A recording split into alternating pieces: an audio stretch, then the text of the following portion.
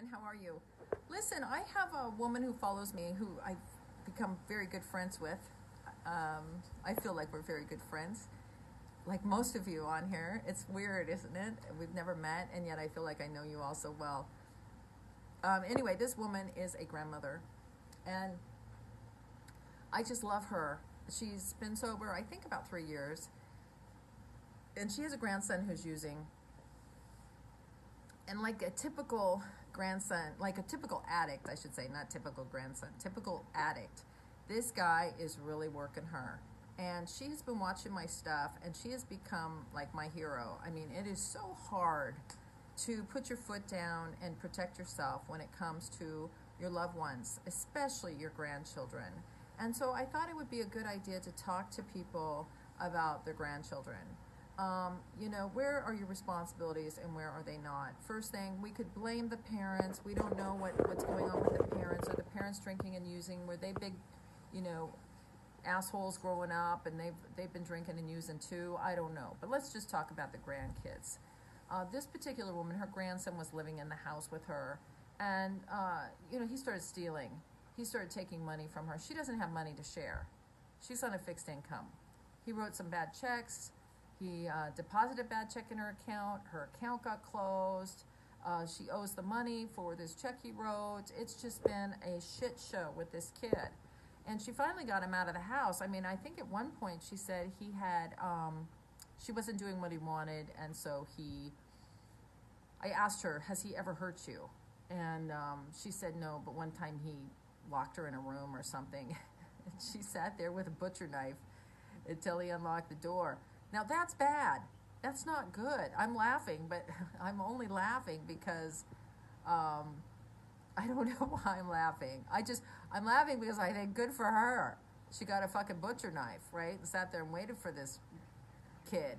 The thing is that when you're dealing with an addict and alcoholic, they're not the person you love, right? They're addicts. They're addicted. They're like Freddy Krueger. You guys hear me talk about people that are, addiction is like being possessed. There are things that I've done and said in my life when I was drunk and loaded that I never would do.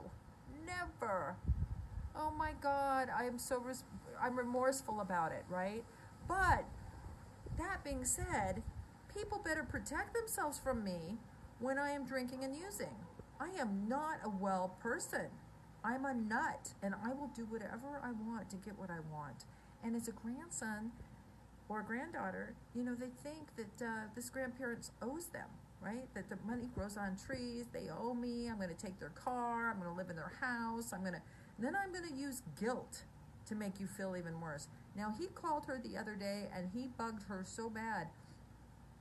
And she told him, don't come to my house, you can't stay here. You need to get some help. You want to get some help?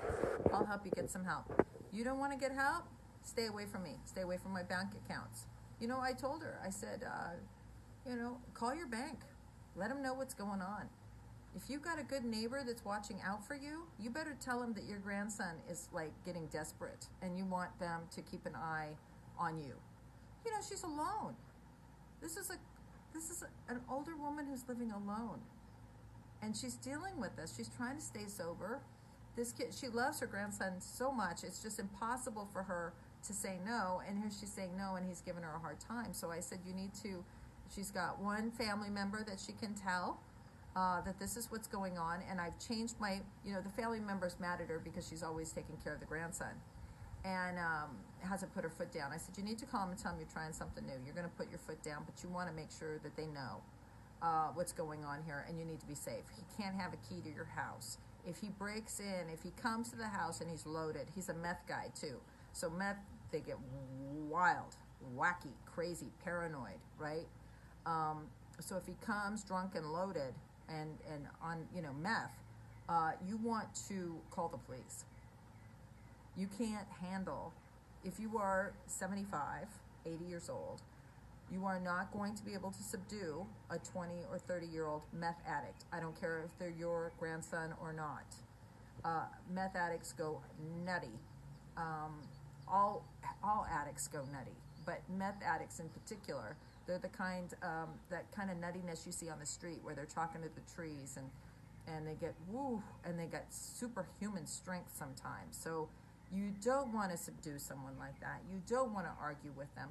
Do not argue with a drunk and loaded person. I just did a video on this the other day. No. That's what you say, is no. And if you need to, you block the phone number. Don't come to my house. You call the police, you call the neighbors, whatever you need to do.